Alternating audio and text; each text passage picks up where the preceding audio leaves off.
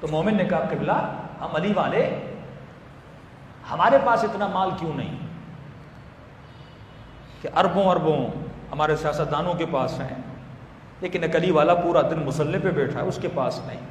معصوم فرماتے ہیں مسئلہ یہ ہے کہ ابھی تک تم نے مال اور رزق کے فرق کو نہیں سمجھا۔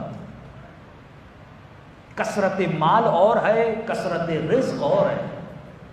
اگر تو ان مفاہیم کو سمجھ جائے، کبھی تو ان لوگوں کو دیکھ کے تیرے وجود میں حرص پیدا نہ ہو، کیونکہ تیرے اوپر فکر کی حکومت ہے، عقل کی حکومت ہے ہی نہیں۔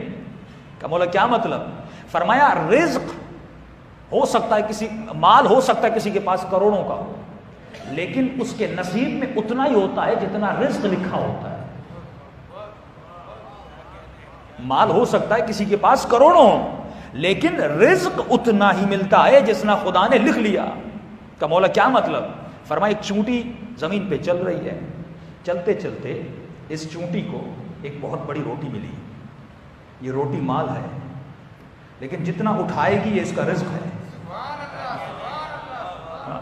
روٹی تو بہت بڑی ملی، محترمہ بے نظیر بھٹو کو بڑی بڑی روٹیاں تھیں، بڑا پیسہ تھا، لیکن دنیا سے گئیں تو رزق اتنا ہی تھا جتنا انہوں نے دنیا میں کھایا۔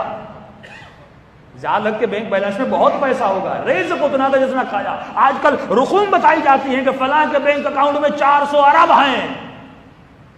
مولا فرماتے ہیں وہ اتنا کریم ہے، اس نے تمہارے جسم کو محدود، اس کو سمجھ، تو اتنا ہی اٹھاتا ہے جتنا اس نے تجھے محدود بنایا۔ ایک بیچارہ مومن کہتا ہے قبلہ میں بہت غریب، میں نے کہا کیوں؟ قبلہ میں روزانہ ایک طعام کھاتا ہوں۔ اچھا کہ فلاں مومن بڑا نصیب والا ہے، میں نے کہا کیوں؟ کہ اس کے سفرے پہ 15 آئٹم ہیں۔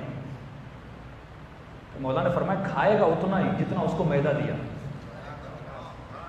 اس کا پیٹ اللہ نے محدود رکھا، یہ جسم محدود ہے، اس سے زیادہ آپ نہ کھا سکتے ہو نہ پی سکتے ہو، اتنا ہی ڈالو گے جتنا اللہ نے جگہ دی، اتنا ہی اس نے رزق رکھا۔ چاہے آپ کا پورا کمرہ گندم سے بھرا ہو، لیکن جتنا رزق اتنے لکھا ہے اتنا ہی تمہارے نصیب میں آئے گا، باقی تمہارے نصیب میں ہے ہی نہیں۔ یہ انسان کی آنکھوں کا دھوکہ ہے کہ وہ مال کو اپنا رزق سمجھتا ہے، کثرت مال رزق نہیں ہے، جتنا اس نے لکھا وہ تمہارا رزق ہے۔ امام فرماتے جب بچہ پیدا ہوتا ہے تو ماں کے سینے سے دودھ پیتا ہے، کہ جتنا اس کے منہ میں جاتا ہے وہ اس کا رزق ہے، جتنا باہر نکلتا ہے اس کا رزق تھا ہی نہیں، اس کے پیٹ میں نہیں جائے گا۔ پھر امام فرماتے ایک مومن ہے، اس کا گھر جو ہے، آج کل مومنین اسی پہ بڑا غبطہ کھاتے ہیں، مولانا ہمارا گھر چھوٹا ہے، ہم 100 گز کے گھر میں ہیں اور فلاں کا گھر 500 گز کا ہے، کیونکہ عقل نہیں ہے، اس کے اوپر فکر غالب ہے۔ اب مولا بہت پیارا جملہ فرماتے ہیں، فرمایا اگر 500 گز کا گھر ہے تو یہ مال ہے، لیکن جتنے میں وہ رہتا ہے اور سوتا ہے یہ اس کا رزق ہے۔ رات کو جس بستر پہ سویا یہ اس کا رزق ہے، جہاں پہ بیٹھ کے اس نے چائے پی یہ اس کا رزق ہے۔ باقی جس پورے محوطے میں اگر 1 ایکڑ کی زمین بھی ہے لیکن اس کے کسی کام کی نہیں، نہ رہتا ہے نہ سوتا ہے نہ جاتا ہے نہ آتا ہے، وہ مال ہے، وہ رزق نہیں ہے۔ اور امام فرماتے اللہ سے دعا کیا کرو، اے خدا وہ رزق دو، وہ مال دو تو جو بابرکت ہو، مجھے بے برکت زندگی نہ دینا، مجھے بے برکت مال نہ دینا، مجھے بے برکت بچے نہ دینا، مجھے بے برکت بیوی نہ دینا۔ امام حسن کی بیوی بڑی بے برکت، شوہر کو زہر دیا۔ فرمایا علی اصغر کی زندگی 6 مہینہ کتنی بابرکت زندگی ہے، صدیاں یاد کر رہے ہو جناب علی اصغر کو۔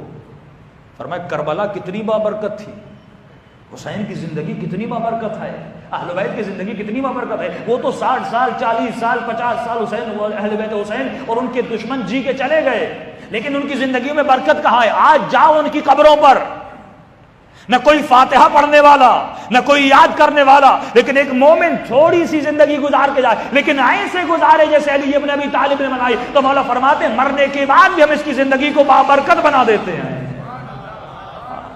یعنی مرنے کے بعد بھی اس کو رزق مل رہا ہے۔ سبط جعفر صاحب زندگی بابرکت ہے کہ نہیں؟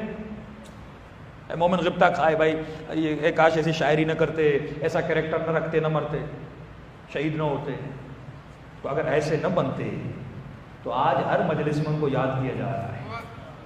یعنی جب خود تھے تو اپنے لیے ثواب کما رہے تھے، اب خود نہیں ہیں، مومنین ان کے لیے ثواب بھیج رہے ہیں۔ یہ زندگی بابرکت ہے کہ نہیں؟ اسے کہتے ہیں زندگی بابرکت، اسے کہتے ہیں مال بابرکت، اسے کہتے ہیں دعا کرو اے خدا بچے دو تو بابرکت بچے دو۔ وہ بچے کس کام کے کہ 7 بیٹے بن جائیں لیکن ایک بیٹا بھی حسین کے کام نہ آئے، لیکن ایک بیٹا ہو جناب قاسم جیسا۔ یہ ہے زندگی بابرکت۔